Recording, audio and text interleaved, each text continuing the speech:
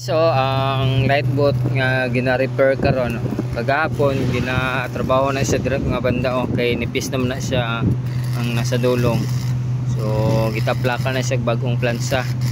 Tapos diri pud nga side karon ihaning gitaplakan kay nipis naman pod para dili na kayo mautan-awon.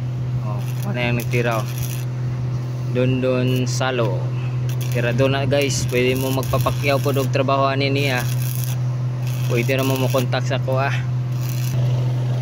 mana yung trabaho dre pilit na. May na lang.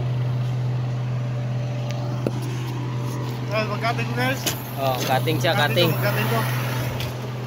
Mana yung gitrabaho ko? Taplak sulod. May patrabaho ni guys, pwede ni siya. Mga repair. Pakyaw-pakyaw.